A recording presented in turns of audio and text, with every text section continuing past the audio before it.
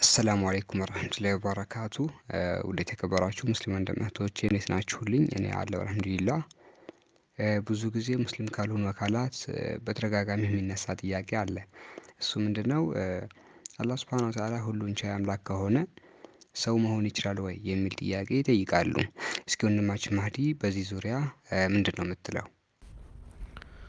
ቢስሚላሂ ራህማን ራሒም ወዐለይከ ሰላም ወረሕመቱላሂ ወበረካቱ አኺ ሳላህ አቁል ቢሐውሊላሂ ወቁወቲህ።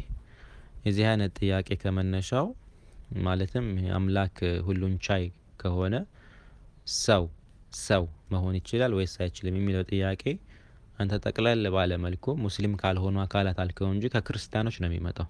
ይሄ እንደዚህ አይነት ጥያቄ የሚነሳው ያስታውቃል ከነርሱ ነው። ምክንያቱም አንድ ሰው እኔ ፊሎሶፈር ነኝ የሚል ወይም ሎጂካል ነገራቶችን እጠቀማለሁ ከሎጂክ አንፃር እንደዚህ አይመጣም እንደዚህ የሚል አይነት ሰው ጥያቄ ብሎ እንደዚህ አይነት ጥያቄ አይጠይቅም። ምክንያቱም ሲፈላሰፍ ራሱ ነው መልሶችን የሚመልሳቸው። እንደዚህ ስላቸው እንደዚህ ቢሉኝስ፣ እንደዚህ ብላቸው እንደዚህ ቢሉኝስ እያለ ለራሱ መልሶችን ይመልሳል። ግን ወደ ክርስትናው ዓለም በምትመጣ ሰዓት ባይብል የማያውቀው የሆነ አስተምህሮ አላቸው። መሰረት ያሌለው በክርስትና አስተምህሮ ውስጥ የሚካተት የሆነ የእምነት አይነት አለ። ሚስጥረ ስጋዊ የሚሉት አምላክ ሰው። ለዚህ ነው ጥያቄው ራሱ ሰው መሆን ይችላል ወይስ አይችልም ብሎ በሰው የተገደበው ከነርሱ ነው ያልኩም በዚህች ምክንያት ነው። ለምን በሰው ይገደባል? ብዙ እኮ አለ አምላክ ያልሆኑ አካላት አሉ አይደል? ብዙ ወደ እንስሳ ለምን አይቀይሩትም? እንስሳ መሆን ይችላል አይችልም? ለምን መሞት ይችላል ወይስ አይችልም? ለምን መተኛት ይችላል ወይስ ለምን በሰው ይገደባል? ምክንያቱም ከነሱ የመጣ ነው ያልኩም ለዚህ ነው። አምላክ ሰው ሆነ የሚል ሚስጥረ ስጋ የሚባል የተወሳሰበ የተቀባጀረ የቅዠት አስተምህሮ ስላለ ከዛ ለማምለጥ የጠየቀው እንደውም ይሄን ጥያቄ ማን ጠየቀው ብለህ ራሱ እንደ ግምት አስቀምጥ ብትለኝ ይሄን ጥያቄ ጠየቀው ብዬ የማስቀምጠው እንደ ግምት የሆነ ጊዜ የሆነ ግለሰብ ውይይት ይጀምራል ስለ ሚስጥረ ስጋዌ ማለት ነው። እና አምላክ ሰው ሆነ እያለ ሲያወራ በጣም በጥያቄ ወጥሩታል። አምላክ ሰው ሆነ? እንዴት ሰው ሆነ? ከዚያስ በኋላ ሰው ከሆነ የሚያስፈልጋው መሰረታዊ ነገሮች ከዚያስ በኋላ ይሄ ስሜቱስ ምኑ ከዚያስ በኋላ ተዋሃደ ትላላችሁስ? ሁለት ባህሪ በአንድ አካል ውስጥ ማያቅና ማያ በዚህ አይነት ጥያቄ ጭንቅላቱ ሲወጠር በቃ አምላክ ሰው የሆነው ሁሉን ቻይ ስለሆነ ነው። እኛ ሁሉን ቻይ ነው ብለን ሁሉን ቻይ ስለሆነ ሰው ሆነ። እናንተስ አምላካችሁ ሁሉን ቻይ ነው ወይስ አይደለም? ሰው መሆን ይችላል ወይስ አይችልም ብሎ እንደ መተንፈሻ ያችን ንግግር ይናገራታል። የዚህን ጊዜ ያንን ውይይት የሚሰሙ ወገኖች ደግሞ እንደ ጥሩ ጥያቄ መስሏቸው ከዚህም ሲያራግቡት ወደኛ የመጣ ጥያቄ ነው ብዬ እንጂ አንድ ሰው አስቦበት ጥያቄ ብሎ ጠይቆት ነው ብዬ ሰጠው የሆነ ግምት የለኝም ለእንደዚህ አይነት ጥያቄ ማለት ነው። ለማንኛውም ወደ መልሱ ስንመጣ በቁርአን አምላካችን አላህ ስፍር ቁጥር ባሌላቸው ስፍራዎች ላይ ሁሉን ቻይነቱን ይገልጽልናል። አምላካችን አላህ ሁሉን አድራጊ በነገራት ሁሉ ላይ ቻይ የሆነ ጌታ ነው። እንደ ምሳሌ በምዕራፍ 2 ሱረቱል ኢምራን ቁጥር 189 ላይ ወሊላሂ ሙልኩ ሰማዋቲ ወልአርድ ወላሁ ዐላ ኩሊ ሸይን ቀዲር፣ በሰማያትና በምድር ያለው ሁሉ የአላህ ነው ንግስና፣ እሱ በነገራት ሁሉ ላይ ቻይ ነው ይላል። በሱረቱል ማኢዳ ቁጥር 120 ላይ በሰማያትና በምድር በመካከላቸው ሁሉ የአላህ ብቻ ነው፣ ወሁወ ዐላ ኩሊ ሸይን ቀዲር፣ አላህ ቀዲር ነው ቃዲር ነው በነገራት ሁሉ ላይ ቻይ ነው ይላል። ስለዚህ በጣም ብዙ ቦታዎች ላይ ቻይ መሆኑን ይገልጽልናል። አላህ ታዲያ ቻይ ያሰኘው ምን ላይ ነው? በምንድን ነው ቻይ የሆነው ስንል በመፍጠር በማድረግ በማስኮን በማስገኘት ላይ ነው። በተለያዩ ቦታዎች ላይ ለምሳሌ በሱረቱ ኑር ቁጥር 30 ላይ የኽልቁ ላሁ ማ የሻ፣ አላህ የሚሻውን ይፈጥራል አለ። ኢነላሀ ዐላ ኩሊ ሸይን ቀዲር፣ አላህ በነገራት ሁሉ ላይ ቻይ ነው አለ። አላህ በመፍጠር ምንም የሚሳነው ነገር እንዳሌለ የገለጸ ነው። በሱረቱል ፋጢር ቁጥር 1 ላይ የዚዱ ፊል ኸልቂ ማ የሻ ኢነላሀ ዐላ ኩሊ ሸይን ቀዲር፣ በፍጥረታት ውስጥ አላህ የሚሻውን ይጨምራል፣ አላህ በነገራቶች ሁሉ ላይ ቻይ ነው ይላል። በሱረቱል ሐጅ ቁጥር 6ም ወአነሁ ዩሕይል መውታ ወአነሁ ዐላ ኩሊ ሸይን ቀዲር፣ አላህ ሙታንን ህያው የሚያደርግ ጌታ ነው፣ እርሱ በነገራት ሁሉ ላይ ቻይ ነው ይላል። ስለዚህ አላህ በማሞት በመግደል በመቀስቀስ በማስነሳት ሲሳይን በመስጠት በመፍጠር በማስገኘት በማስኮን በማድረግ በእንደዚህ አይነት ነገራቶች በፍጥረታት ሁሉ ላይ አላህ ምንም የሚሳነው ነገር የለም። ነቢያቶችም ይሄንን ነው የሚያረጋግጡት። አላህ የሚሳነው ነገር የለም ብሎ ተብሎ ሲነገራቸው ይለዋወጣል ማለት ነው፣ ሰው ይሆናል ማለት ነው፣ እንደዚህ ያልሆነውን ባህሪ እየሰጡ አይደለም የሚያምኑት። በነገራት ሁሉ የሚሳነው ነገር እንዳሌለ ነው የሚገልጹት። እንደ ምሳሌ በሱረቱል በቀራ ምዕራፍ 2 ቁጥር 259 ላይ ያንን ሳሊህ የሆነን ባሪያ አላህ አሙቶት ሲቀሰቅሰውና ሲነሳ ምንድን ነበር ያለው? ፈለማ ተበየነ ለሁ ቃለ አዕለሙ አነ አላህ ዐላ ኩሊ ሸይን ቀዲር። ሲገለጽለት አላህ ሙታንን ህያው እንደሚያደርግ ሲያውቅ ምን አለ? አዕለም አወኩኝ አለ። አነ አላህ ዐላ ኩሊ ሸይን ቀዲር፣ አላህ በነገራት ሁሉ ላይ ቻይ እንደሆነ አውቃለሁኝ አለ። ስለዚህ ያ ሳሊሕ የሆነ ሰው ያንን ድርጊት ሲመለከት ነው ሙታንን ሲቀሰቅስ ምንም የሚሳነው ነገር እንዳሌለ አወኩኝ አለው እንጂ አላህ ተለዋውጦ ወይም ሰው ሆኖ ወይም ደግሞ ሌላ ፍጥረት ሆኖ የማይሆነውን ባህሪ ያልተገባ ባህሪውን ሆኖ ስለተመለከተው አይደለም አወኩኝ ያለው፣ በነገር ሁሉ ላይ ቻይ ስለሆነ ነው።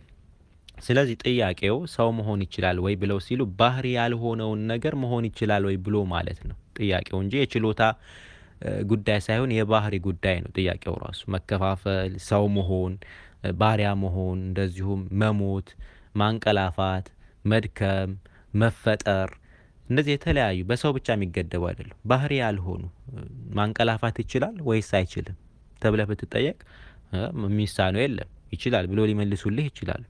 ግን ከርሱ በላይ ሀያል የሆነ ነገር አለ ፈጣሪን የሚያሸንፈው ማለት ነው። እሱ ምንድነው ብለህ ስትል ይሄ እንቅልፍ የሚባለው ነገር ረታው ሊቆጣጠረው አልቻለም። አሁን ይሄ ምን ማለት ነው? ፈጣሪ ሁሉን ቻይ አይደለም ማለት ነው። ጥያቄው ራሱ ሎጂክን የሚጣረስ መሆኑን የምትረዳው ከዚህ ነው። በሰው ብቻ የሚገደብ አይደለም። የተለያዩ ባህሪው ያልሆኑ የፍጡር ባህሪ የሆኑ ነገራቶች አሉ።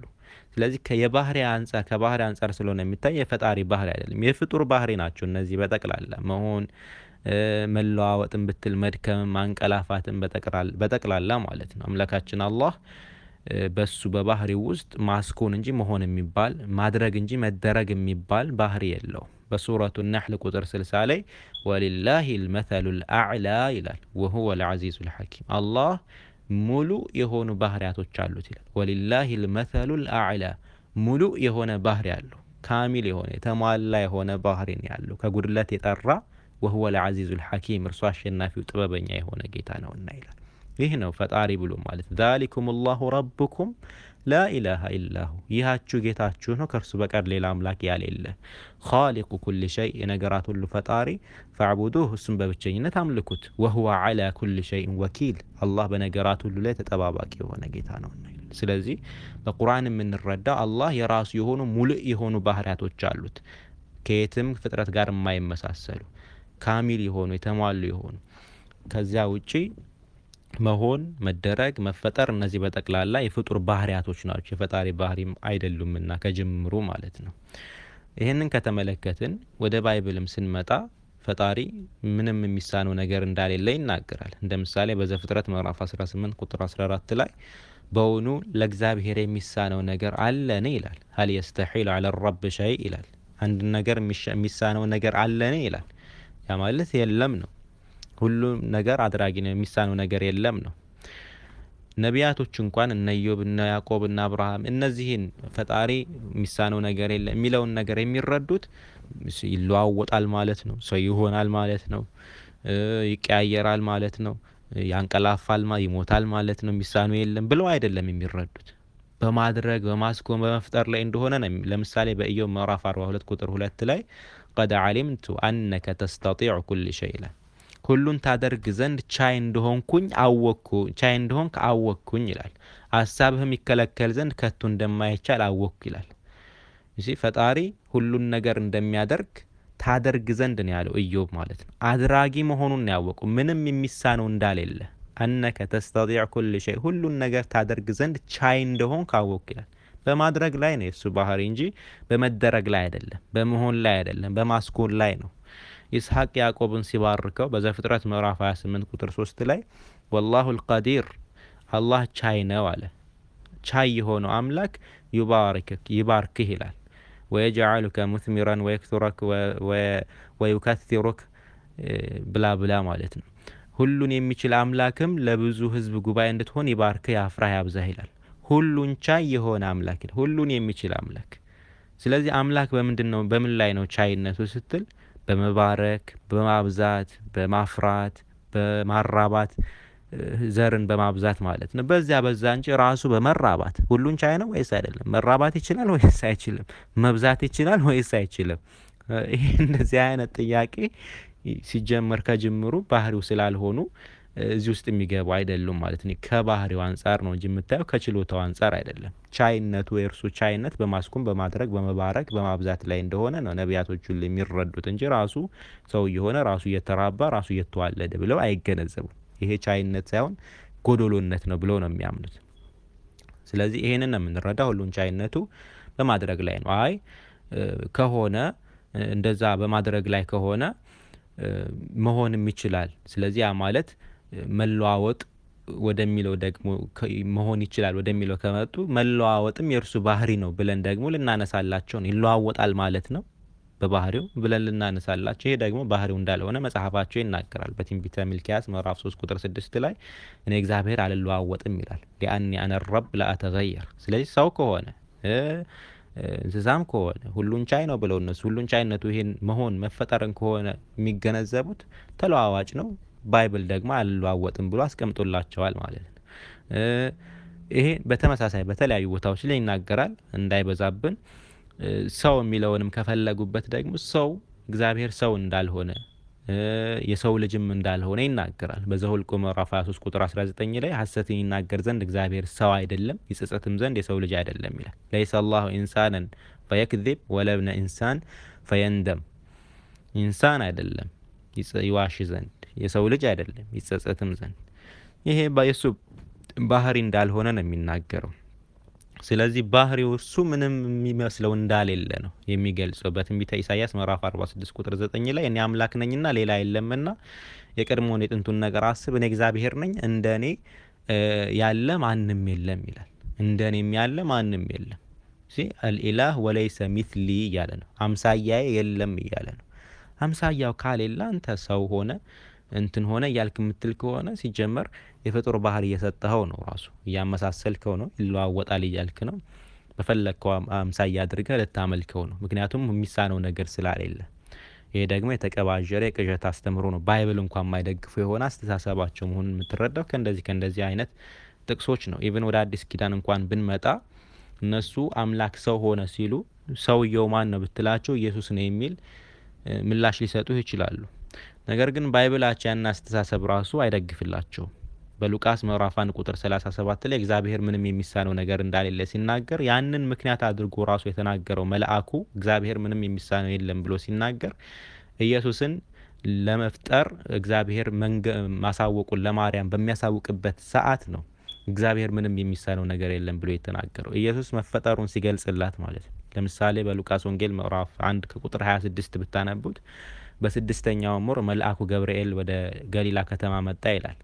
ኡርሲለ ጅብራኤሉል መላክ ሚነላህ ከአላህ የአላህ መልእክተኛ ጅብሪል ተላከ ወደ ገሊላ ከተማ።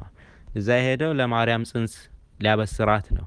በሉቃስ 1:31 ላይ እነሆ ትጸንሻለሽ፣ ወንድ ልጅም ትወልጃለሽ፣ ስሙንም ኢየሱስ ትይዋለሽ አለ። ወንድ ልጅ ነው የምትወልደው፣ አምላክ አይደለም። ስሙን ኢየሱስ ነው የምትለው። ስም ተወጥቶለታል ለዚህ ሰውዬ ማለት ነው። አምላክዬ ሳይሆን ሰውዬ ወንድ ልጅ ነው ያላት። ሰው ማርያም ጠየቀች። በቁርአንም ላይ እንዳለው ወንድ ማላውቅ ሲሆን እንዴት ለእኔ ልጅ ይኖረኛል አለች። ወንድ ያልነካኝ ሲሆን ማለት ነው ያለ ግንኙነት ብላ በምትጠይቅ ሰዓት ከይፈ የኩኑ ሀዛ ወአነ ለስቱ አዕሪፍ ረጁላ ብላ ጠየቀች። ቁጥር 34 ላይ የሚገርመው የመልአኩ መልስ ነው። መልአኩ ይህንን ምሳሌ ሲገልጽላት አምላክ የሚሳነው ነገር እንዳሌለ ከመንገሩ በፊት ቁጥር 37 ላይ ያንን ከማለቱ በፊት አስቀድሞ ምሳሌ ነው የሰጣት እንዲገባት እንዲገለጽላት። በዛው ዘመን የጸነሰች ልጅ አለች፣ እነሆ ዘመድሽ ኤልሳቤጥ በስተርጅኗ ወንድ ልጅ ጸንሳለች ብሎ ነው የመለሰላት። ቁጥር 36 ላይ መሀን ነበረች፣ ባሏም ሸምግሎ ነበረ፣ ዘካርያስ ማለት ነው። ልጁ ያህያን ተበስሯል በስተርጅናው፣ እሷም መሀን በነበረችበት ሰዓት። ስለዚህ በእርጅና ወንድ ልጅ ጸንሳለች። እርሷም መካን ትባል ስለነበረች ይህ 6ኛ ወር ነው አላትና ከዛ 37 ላይ ምን አለ? ለእግዚአብሔር የሚሳነው ነገር የለምና አላት። ሊአነሁ ለይሰ ሸይኡን ገይረ ሙምኪን ለደላህ ብሎ መለሰላት። ምንም የሚሳነው ነገር የለም። ለእሷም ልጅ የሰጣት ለአንቺም ልጅ ለመስጠቱ ምን የሚሳነው ነገር አለ ነው። ስለዚህ ፈጣሪ የሚሳነው ነገር የለም ሲል በመፍጠር በማስኮን እንጂ ራሱ በመሆን አይደለም። ለኤልሳቤጥ ራሱ ሄዶ ተጸነሰላት፣ ለአንቺም ራሱ መጥቶ ይጸነስልሻል፣ ምንም የሚሳነው ነገር የለም የሚል ትርጉም አይሰጥም። ወደዚህ ወደ ማምለጥ እንዳይሄዱ ራሱ የሚሳነው ነገር የለም የሚለውን ይዘው ይኸው የሚሳነው ነገር የለም ሰው ሆኗል ራሱ ነው ሰው የሆነ የተጸነሰው እንዳይሉ ገብርኤል ምሳሌ ሰጠው። በሰዓቱ የጸነሰቻለች በመሃንነቷ ያችን ምሳሌ ሰጥቶ የሚሳነው ነገር የለም ማለት። ስለዚህ መፍጠሩን ለመግለጽ እንጂ ራሱን በራሱ በኤልሳቤጥ ውስጥ መጸነሱን ራሱን በራሱ በማርያም ውስጥ መጸነሱን ለመግለጽ አይደለም ከጀምሮ። ስለዚህ እግዚአብሔር የሚሳነው የለም ሲባል በማድረግ ላይ በመፍጠር ላይ በማስኮል ላይ እንጂ ራሱ በመሆን በመፈጠር ላይ አይደለም። እሱ የሰው ሁሉ የስጋ ሁሉ አምላክ ነው። በኤርሚያስ ምዕራፍ 32 ቁጥር 27 ላይ እነሆ እኔ የስጋ ሁሉ አምላክ ያህዌ ነኝ ይላል። አነ አደ ረብ ኢላሁ ኩሊ ዚ ጀሰዲን፣ የስጋ ሁሉ አምላክ እኔ እግዚአብሔር ነኝ ያለ ይናገራል። ነገሩን ሁሉ በጊዜ ውብ አድርጎ ሰራው ይላል በመክብብ ምዕራፍ 3 ቁጥር 11 ላይ። ነገር ሁሉ የተሰራ ነው።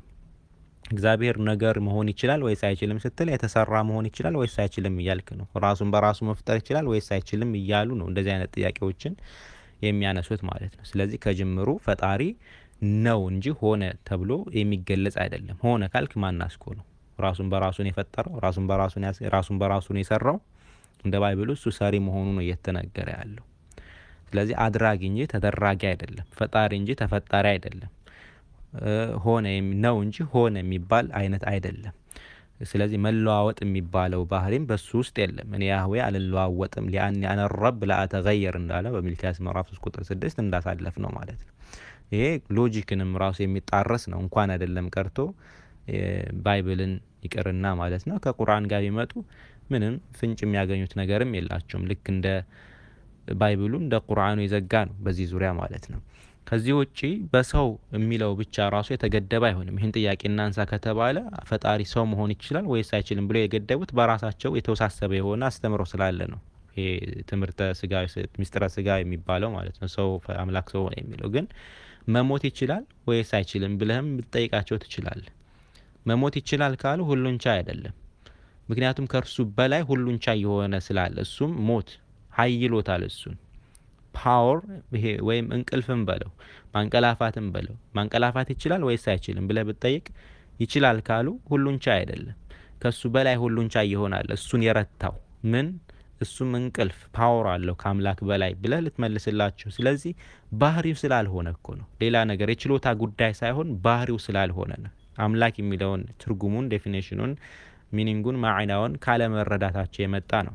ስለዚህ አምላክ መሞት ይችላል ወይስ አይችልም ተብለው ቢጠየቁ አዎ መሞት ይችላል ካሉ ከዚያስ በኋላ ነገር ግን ድል አድርጎ ይነሳል ሞትን። ለዚህም ኢየሱስ እንደዛ አድርጓል። መሞት ችሎ ነው ድል አድርጎ የተነሳው ሊሉ ይችላሉ። ኖ አልሞተም። እንደዛ ካሉ እንኳን አይደለም ይቅርና ከባይብል ከጳውሎስ ጋር ራሱ ይጣረሳሉ። እንኳን ሆል ባይብል ቀርቶ ጳውሎስ አስተምህሮቱ እንደዛ አይደለም። ራሱ ኢየሱስ ሞትን ድል አድርጎ ተነሳ የሚለው እምነት ራሱ ከራሱ ጋር የሚፋለስ ነው ማለት ከክርስትና ያስወጣቸዋል፣ ያከፍራቸዋል። እንደዛ ቢሉ ማለት ነው። በአንደኛ ቆሮንቶስ ምዕራፍ 6 ቁጥር 14 ላይ ለምሳሌ አምላክም ጌታንም አስነሳ እኛንም በኃይሉ ያስነሳል ይላል። አምላክም ጌታንም አስነሳ እኛንም በኃይሉ ያስነሳል። አሁን እዛ ጋር አምላክ ሌላ ነው፣ ጌታ ሌላ ነው። ጌታና አምላክ ይለያያሉ። እኔ በዛ ዘመን ብኖር ጌታ መህዲ እያሉ ሊጠሩኝ ይችላሉ። ጌትነት ሌላ ነው፣ በባይብል ውስጥ የረከሰ ነው። ስለዚህ አምላክ ሌላ ነው፣ ጌታ ሌላ ነው። አይ አምላክን አስነሳ ይሄ ትርጉም አይሰጥም። ስለዚህ ኢየሱስ ራሱ እንደ ባይብሉ ሞተ፣ ተሰቀለ ምናምን ብትሉ ከዛ በኋላ ግን ድል አድርጎ ተነሳ ብትሉ ኖ ዌይ አምላክ ነው ያስነሳው ብሎ ነው የሚነግራችሁ። በሐዋርያት ሥራ ምዕራፍ 13 ቁጥር 30 ላይ እግዚአብሔር ግን ከሙታን አስነሳው ይላል። በሐዋርያት ሥራ ምዕራፍ 5 ቁጥር 30 ላይ የሰቀላችሁ የገደላችሁትን ኢየሱስን አባታችን አምላክ አስነሳው ይላል። አምላካችን አስነሳው እያሉ ነው የሚነግሩት በመጽሐፉ ውስጥ ማለት ነው።